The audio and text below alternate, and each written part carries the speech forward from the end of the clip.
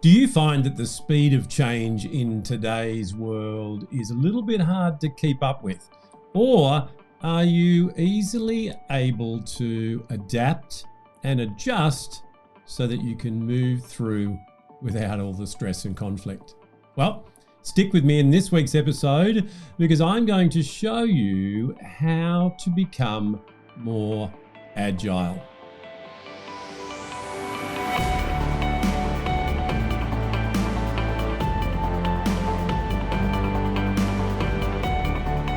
Hi, this is Grant Herbert, Emotional Intelligence Speaker and Trainer of the Year and Master Coach Trainer.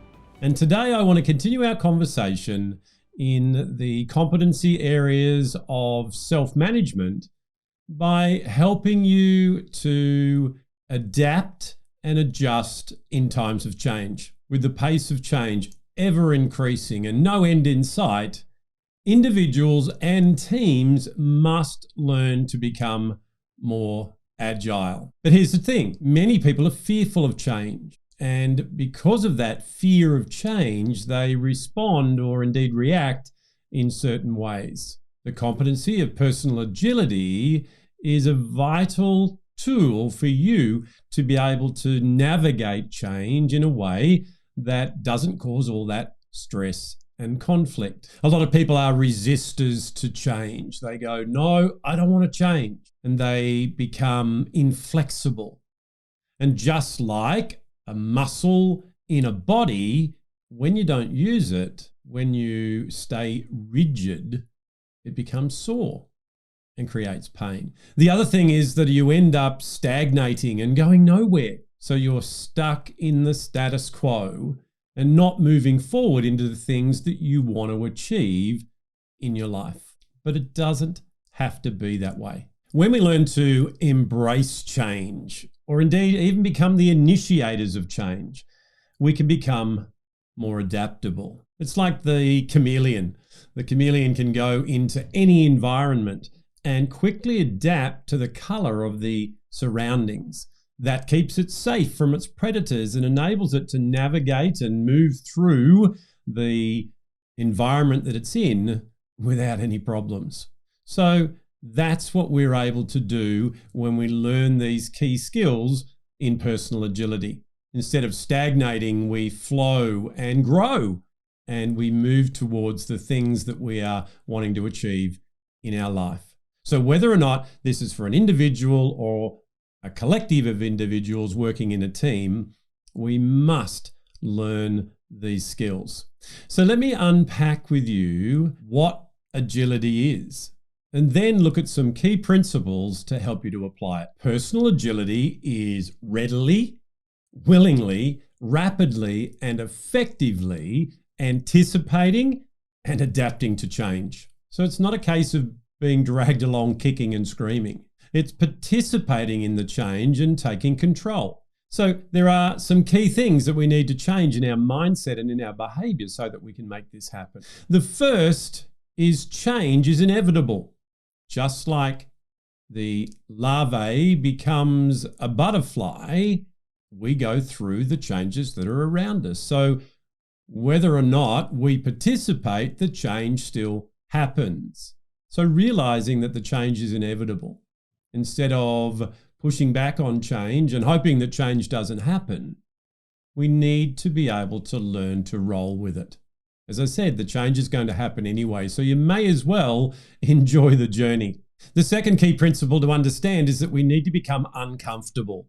Well, I know that's not something that you might want to do. You're thinking, Grant, why would I want to become uncomfortable? You see, all the things that we have in our world today that help us to navigate and move through life in a more effective and a lot easier way came from people being uncomfortable with the current status quo.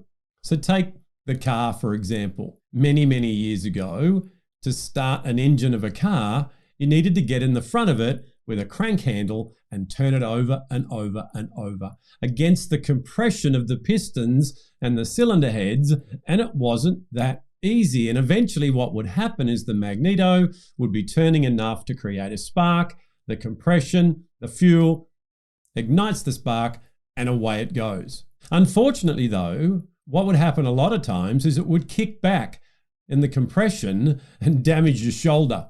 Or you'd slip off the handle and grind your knuckles on the bare metal of the car. So people had to get sick and tired of scraping their knuckles so that they would actually create an internal combustion engine that started with an electric starter motor. So where is it that you're uncomfortable right now? What are you actually just allowing to happen that if you made some changes, you could actually create a new pathway? So the second thing is we need to learn to be uncomfortable so that we do shift that status quo. The third thing is to focus on why.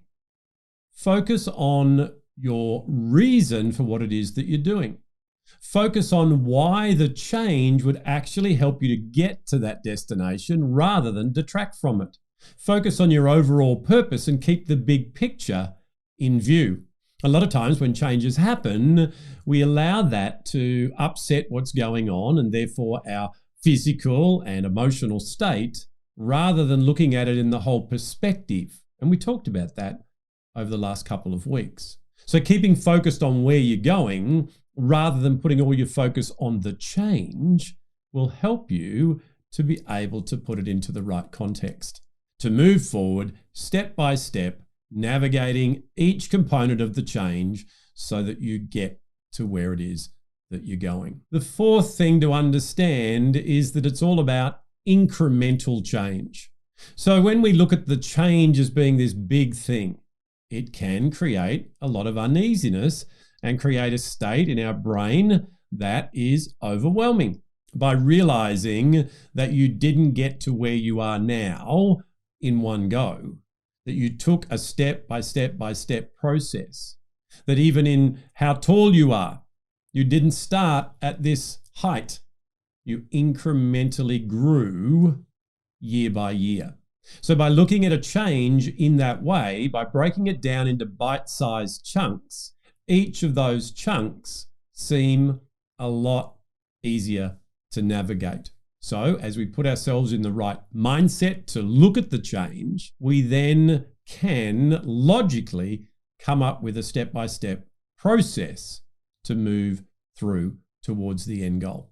And number 5, and this is so vital for each and every one of us, is to seek support as we go through the change. We are not designed to just go through stuff on our own. There are people around us in our world that can help us to navigate change. Particularly if we're working on a change for a team, we are all individually putting our component in of that project, of that change, to therefore end up with a collective result. So working with each other and looking at those strengths that others might have to complement the strengths that we have, help us to move through the change. To be okay with saying, this is how I'm feeling about this change. This is the thought patterns that I'm going through. This is what I am worried might happen. And these are the skills that I don't feel I have. To reach out and to be okay, just like we talked about last week, to ask others for their support, particularly when change is something that's being given to us. It's not something that we are initiating. We need to be okay with saying, okay, that's great. I need some more clarity on some of these things so that I can move forward with the change. But it all starts with embracing the change, with realizing that it's inevitable, that it's something that we are going to go through and we're going to come out the other side from. And then being able to look at the logical process that we need to go through to make that change work. So there's 5 key things that you can do to help you to be able to navigate change more effectively. Change is going to happen, and more and more. And looking at change in a different light is the first step and the largest step that we need to go through to make it painless and allow us to navigate and actually enjoy the journey. Well, that's it from me for another week. Join me again next week when we continue looking at the competencies of self-management by becoming more intentional in our life and having a purposeful plan for where it is that that we want to go. Make sure that you subscribe and hit the bell so that you don't miss out on next week's episode. Join the conversation at grantherbert.com and sign up so that you get a notification every week. Share this on your social media. Help get the message out, because together we can navigate change, we can become more emotionally intelligent, and we can enjoy the journey much more. I'll see you then.